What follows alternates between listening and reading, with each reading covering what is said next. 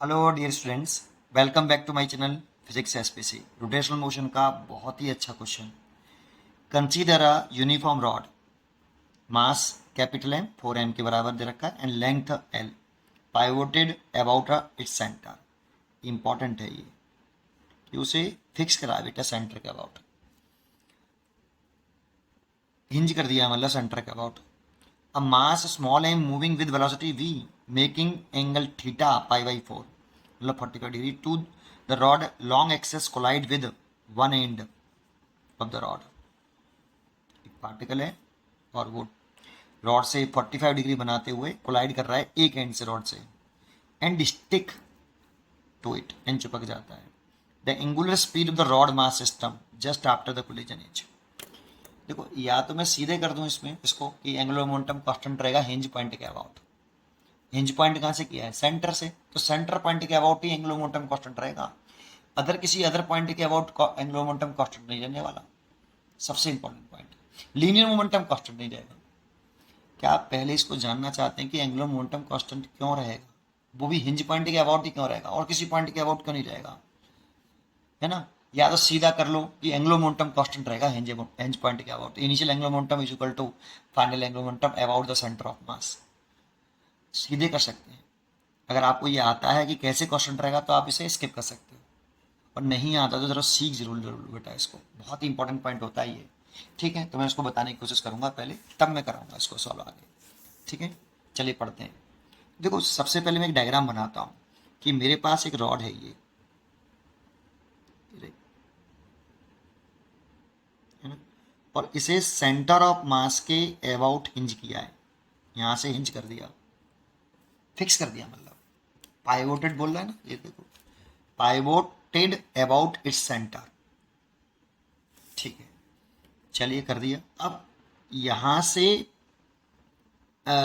इस जगह से एक 45 डिग्री बनाते हुए इसे एक्सेस बना ली मैंने, ये यहाँ से एक पार्टिकल ऐसे आके इससे एक एंड से स्ट्राइक कर रहा है वी वेलोसिटी से, है ना। ये एंगल दे रखा है मैं 45। तो इसके वेलोसिटी के अगर मैं कंपोनेंट करूँ तो एक कंपोनेंट तो ये वेलोसिटी का ये आएगा और एक ये आएगा, है ना। तो ये वाला कंपोनेंट देखो, ये एंगल 45 है तो ये वाला एंगल 45 होगा, तो ये वाला होगा वी कॉस 45 और ये वाला होगा वी साइन 45। देखो, इस वाले कंपोनेंट की वजह से तो ये बॉल टकराएगी नहीं, इससे हिट नहीं करेगी। ये तो पैरेलल हो गया इस रॉड के, तो हिट इसकी वजह से करेगी। तो एक्चुअल में मैं डायग्राम ऐसे बना सकता हूँ कि इसको ऐसे रिपीट कर लो आप बेटा, कि ये जो बॉल है ये इसका मास है में एक एंड से टकरा रही है कितनी वेलोसिटी से? वी साइन 45 से, ऐसे, है ना। वी साइन 45 से टकराएगी ना बॉल, इसका ये कंपोनेंट तो टकराएगा नहीं पैरेलल रॉड के, तो ये वाला कंपोनेंट इससे बॉल का ये वेलोसिटी होगी बेटा जो बॉल के परपेंडिकुलर होगी, जो टकराएगी, कोलाइड करेगी। इसलिए मैंने ये वाली वेलोसिटी ली है वी साइन 45। ठीक है, अच्छा, और ये यहाँ से पाइवोटेड है। तो टकराने के बाद क्या हुआ है कि जब टकराई इससे, ये टकराने से पहले टकराएगा, जब क्या होगा, टकराने के बाद एक तो इस पे इम्पल्सिव फोर्स आएगा ऐसे एन, और एक बॉल चिपक जाएगी, चिपक गई, इस पर आएगा एन, और एक इस फिक्स पॉइंट के अबाउट एक हिंज फोर्स होंगे, एक एन वन और एक ऊपर ना दो नीचे ना दो, एक एन टू। हिंज फोर्स हमेशा कंफ्यूजन वाले होते हैं, इसलिए दो बनाते हैं बेटा, एक दूसरे के परपेंडिकुलर। अब जरा देखो, अगर मैं हिंज पॉइंट के अबाउट टॉर्क निकालूं हॉरिजॉन्टल डायरेक्शन में, हॉरिजॉन्टल डायरेक्शन में हिंज पॉइंट के अबाउट टॉर्क निकालूं हॉरिजॉन्टल डायरेक्शन, ठीक है, कैसे निकालूं बेटा? इसका हिंज पॉइंट के अबाउट अगर मैं टॉर्क निकाल रहा हूं in horizontal direction, in horizontal direction, है ना, ये हिंज पॉइंट के अबाउट टॉर्क निकाल रहा हूं। चलो, तो देखो, इसका टॉर्क और इसका टॉर्क, पहले इसका टॉर्क निकालो एन, और टॉर्क कैसे निकालते हैं? Tau is equal to r perpendicular into F. तो देखो, इसका आर परपेंडिकुलर ये हो गया बेटा, ये वाला, इसका निकाल लें, एन का निकाल लें, इस वाले एन का, तो आर परपेंडिकुलर ये हो गया, और डायरेक्शन होगी ऐसे आर परपेंडिकुलर की, तो आर क्रॉस एफ की डायरेक्शन निकालनी पड़ती है हमें टॉर्क की डायरेक्शन के लिए। तो कितना आ रही है आर क्रॉस एफ? आर से एफ की तरफ घुमाएंगे अपनी फिंगर को, राइट हैंड को ऐसे, आर क्रॉस एफ आ रहा है, थंब ऊपर की तरफ, दैट मीन्स टॉर्क की दर्शन अपवर्ड आ रही है बेटा। तो इस वाले के लिए अपवर्ड आ रही है और इस वाले के लिए, इसके लिए डाउनवर्ड आ रही है। देखो r cross F downward, thumb नीचे की तरफ आ रहा है। तो इस एक का टॉर्क अपवर्ड है और एक का टॉर्क डाउनवर्ड है और परपेंडिकुलर डिस्टेंस दोनों की बराबर है। तो देखो torque N into perpendicular distance हो गई L/2, और ये अपवर्ड आया तो एक दूसरा आ रहा है वो डाउनवर्ड आ रहा है L/2 डाउनवर्ड। तो एक पॉजिटिव होगा और एक नेगेटिव होगा, मैंने डाउनवर्ड को नेगेटिव मान लिया। अच्छा, और देखो इसकी लाइन ऑफ एक्शन इसी से पास हो रही है और इसकी भी लाइन ऑफ एक्शन इसी पॉइंट से पास हो रही है। तो इन दोनों का तो टॉर्क कितना हो गया, 0, क्योंकि इसकी आर परपेंडिकुलर किस नहीं है, 0।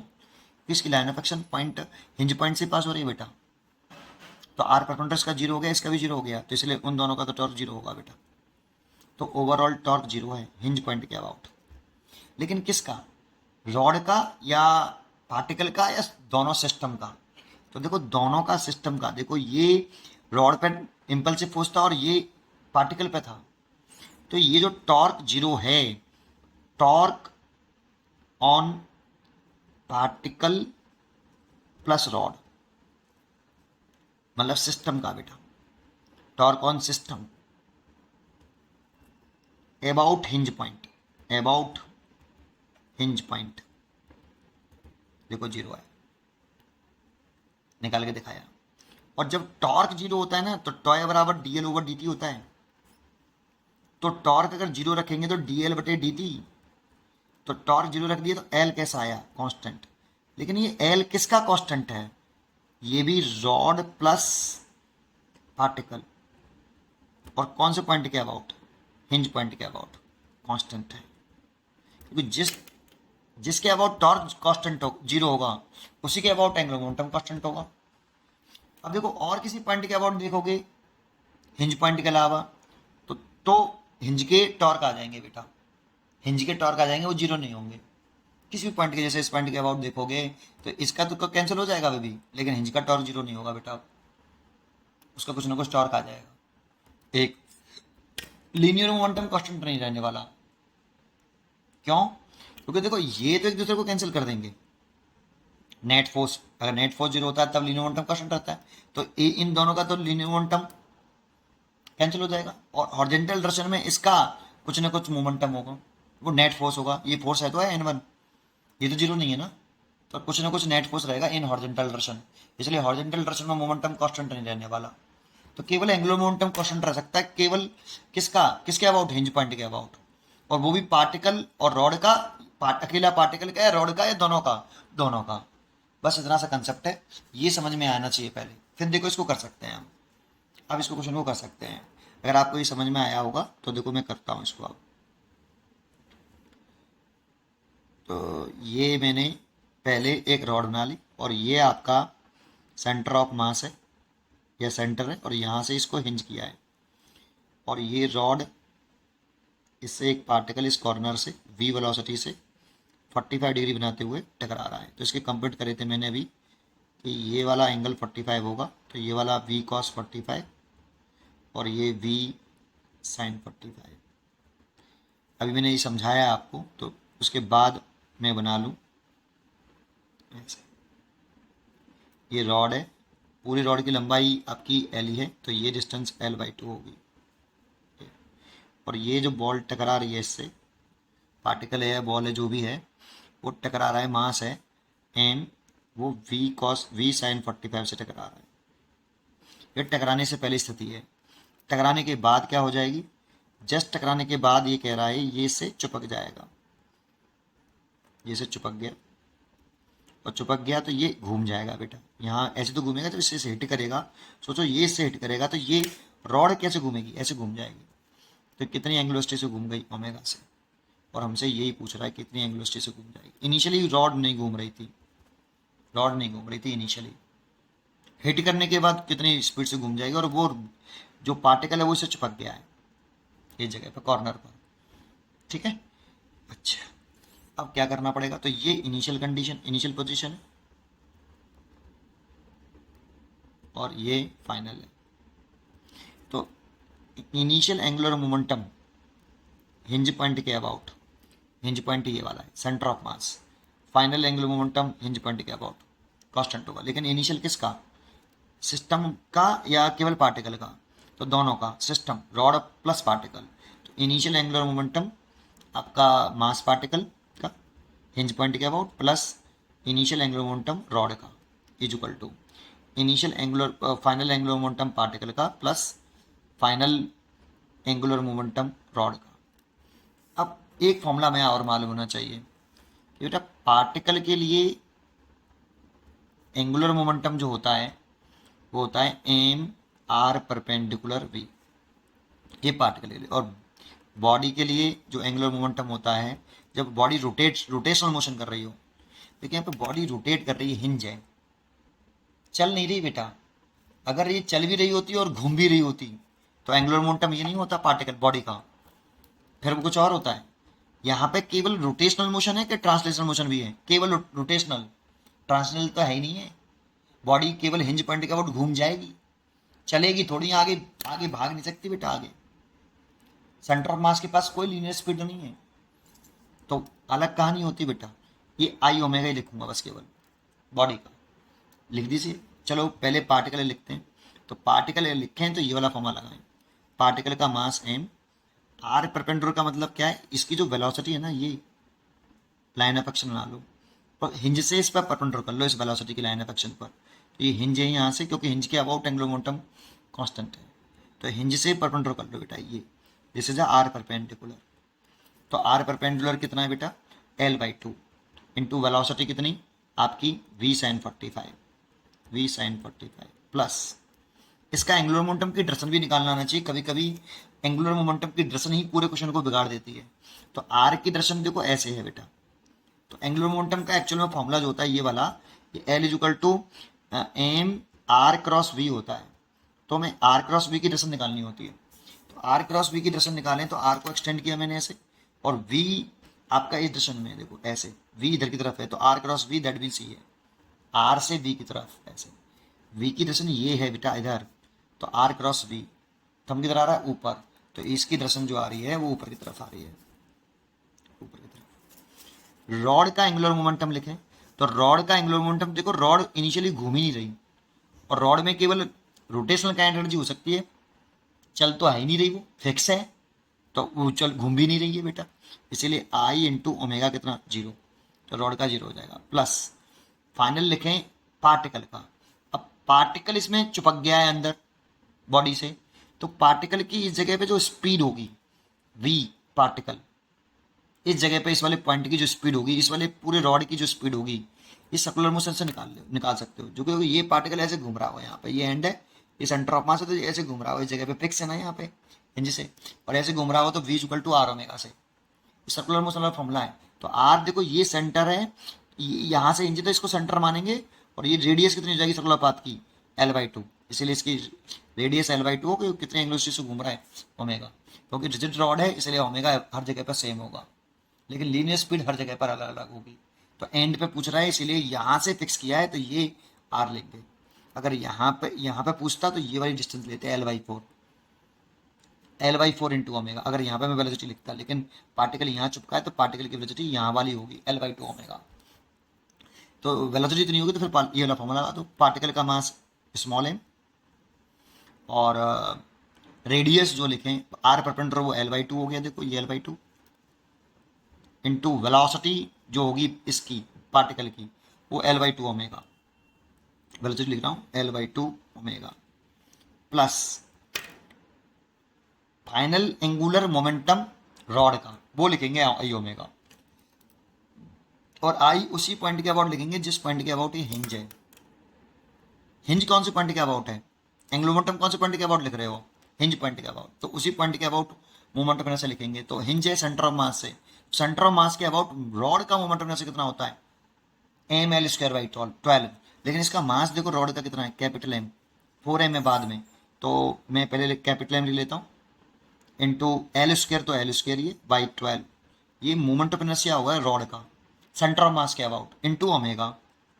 अब कैपिटल M की वैल्यू हमें 4m दे रखी है, कैपिटल M की वैल्यू हमें 4m दे रखी है, तो बस सॉल्व कर लीजिए। अच्छा इसकी डायरेक्शन और देखें, तो देखो इसकी डायरेक्शन भी निकालूं तो आर परपेंडिकुलर ये हो गया तो देखो इसकी डायरेक्शन भी ऊपर है, आर क्रॉस वी, पार्टिकल की बताई पहले।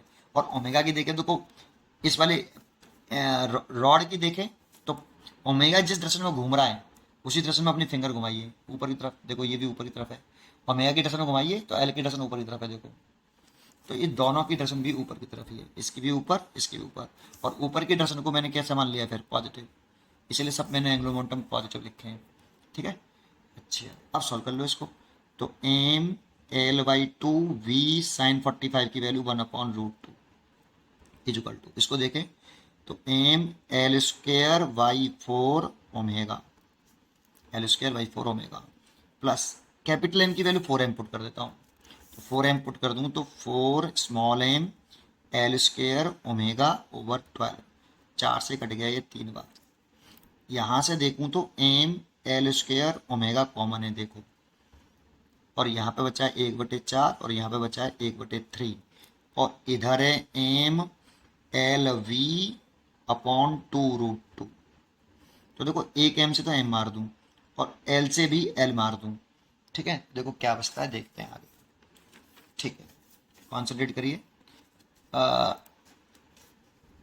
वी इधर बचा वी अपॉन 2√2 और इधर बचा एक एल बचा और एक ओमेगा बचा, और यहाँ से 12 एलसीएम ले लूँ तो 3 + 4, यहाँ से ऐसे देखो 2 से ये फिर काट दूँ 6 बार, तो 6 को इधर ले आऊँ तो 6v ओवर √2, 6 को इधर ले आया तो 6v upon √2 L omega into 7, तो ओमेगा निकालूँ तो 6v ओवर √2, 7 भी नीचे आ जाएगा और एल भी।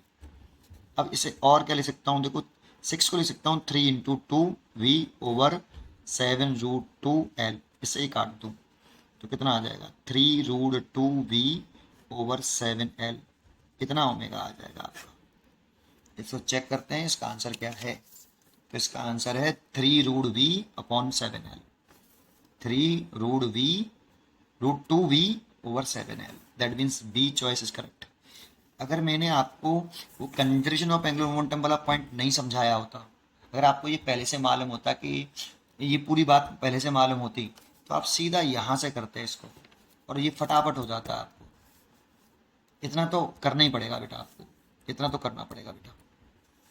बस आप इसमें से जो मैंने 8 मिनट लगाई किसमें, ये समझाने में कि एंगुलर मोमेंटम किसका कांस्टेंट है और कौन से पॉइंट के अबाउट है।